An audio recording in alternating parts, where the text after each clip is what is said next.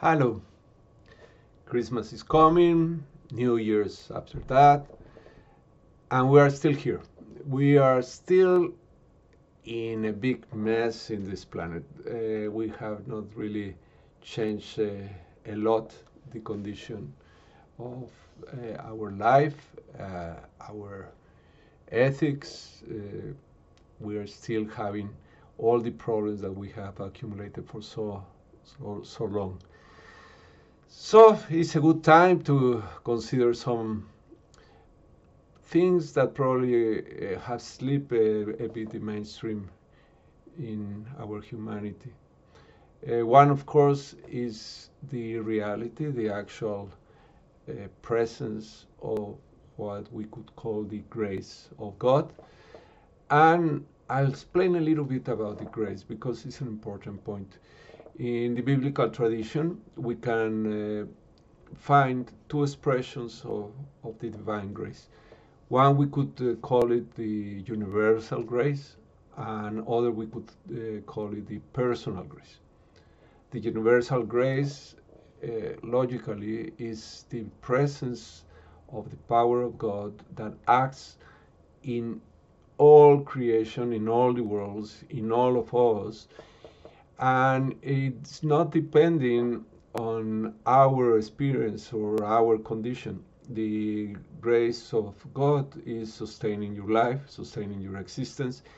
Even if you disagree with God, even if you are an evil person, even if you don't believe in God, you are still here.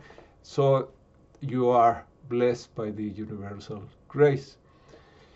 And there's also a second, as I was mentioning, a type of expression of that grace. And that's the actual experience of relating to the Creator, of creating a link, a communication, communion eventually with the Creator.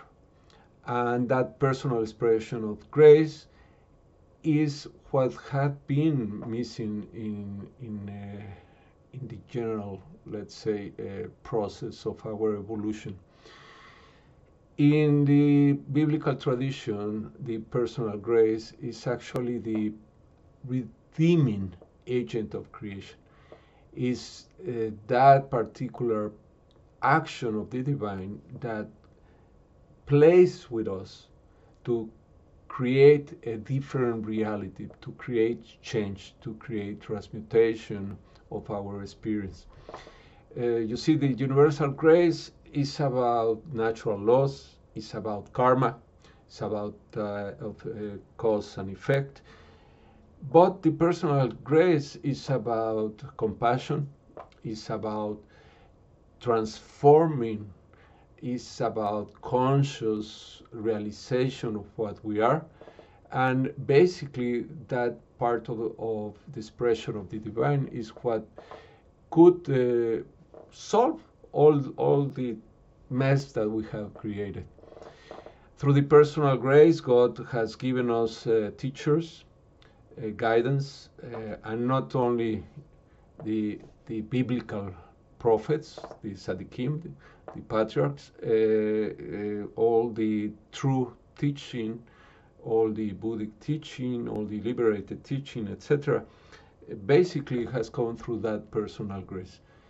Even in traditions that, let's say, the belief of a personal creator is not very clear, such as, for example, Vairayana, the idea that the grace of the teacher, of the guru, and the lineage is basically the vehicle with which we get the guidance, the teachings, the techniques, so we can achieve liberation. So, for example, in Tantra, the guru is essential for our enlightenment, and the guru is representing this personal relationship with the grace.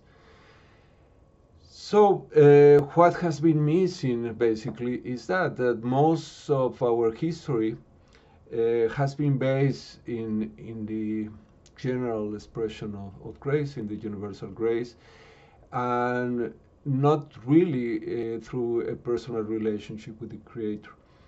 Even when we have produced good social changes, good politics to help regulate the society, when is in absence of this personal grace, we can see it is not enough. Basically, there's the concept of justice, equality, but the concept of true compassion, the concept of love, is not present in there. We could say it's implicit, but not very clear, and we know we have created a full legal system that can use the law basically to produce effects that are totally out of compassion. So what have we been missing as humanity? We have been missing the personal relationship with the Creator. We have been missing the experience of personal grace. In Judaism and Christianism, we experience that grace through the actual presence of God in our lives. The presence of God in this world, in the physical world, in Judaism, is referred to the Shekhinah, or that, let's say, a presence of the feminine aspect of containing all the power of God in the physical world.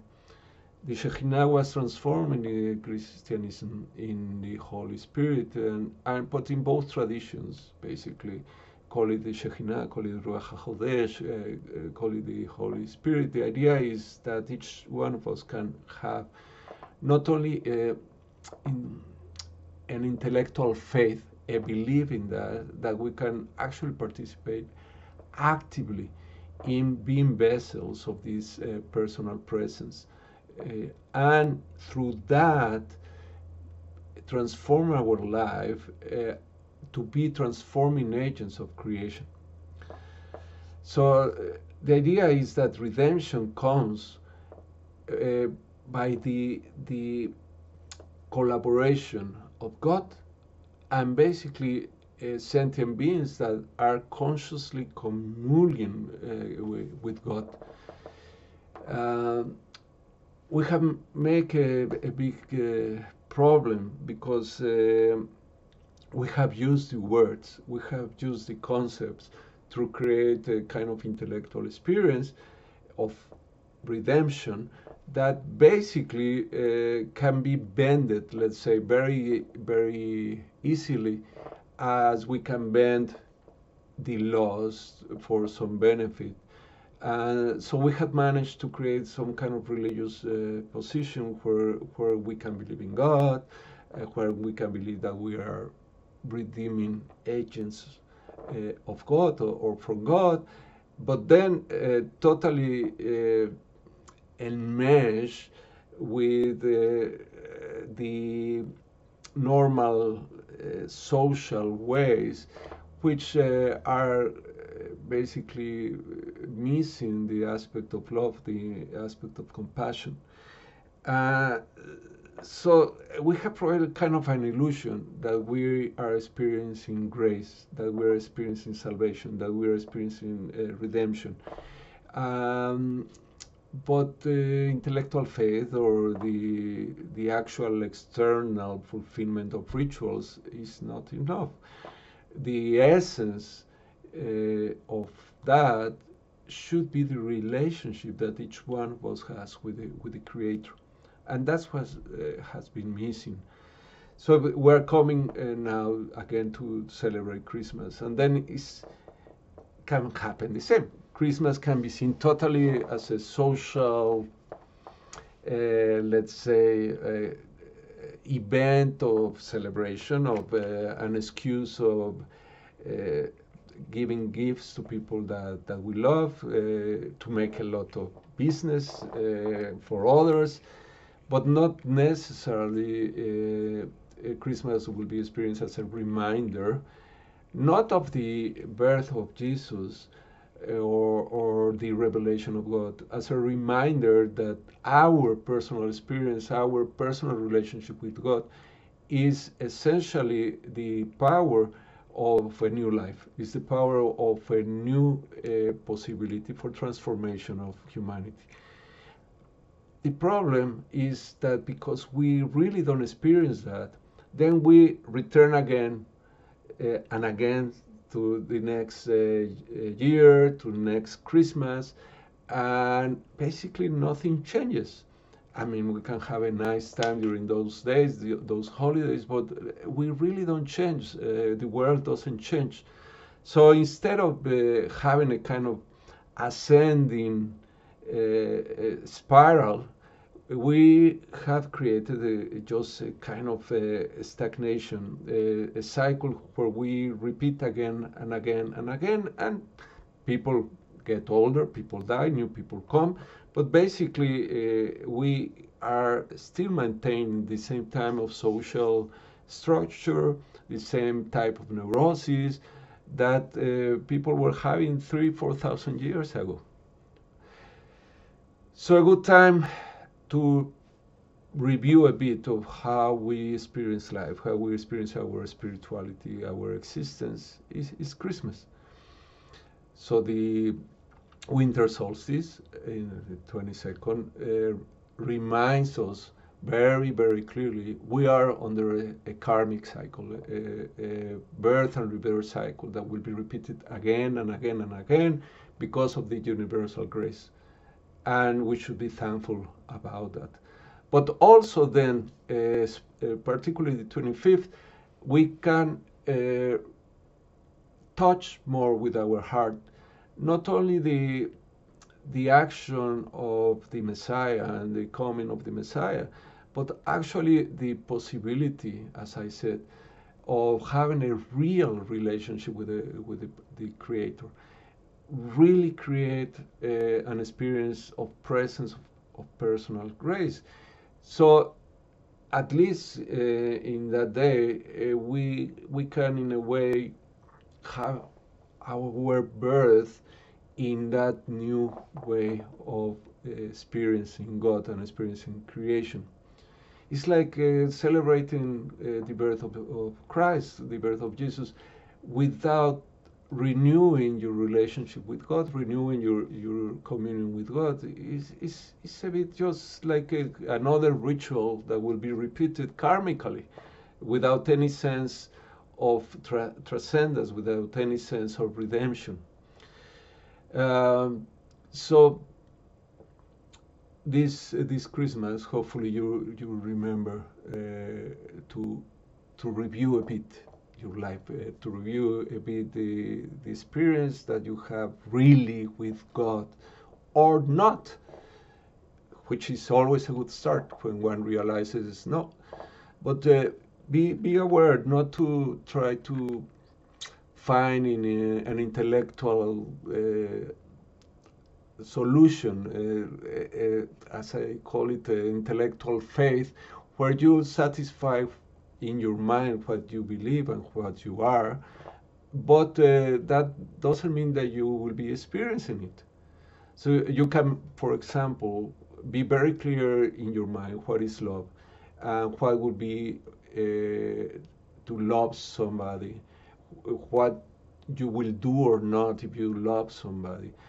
But that is not important if you don't really experience the actual loving of somebody.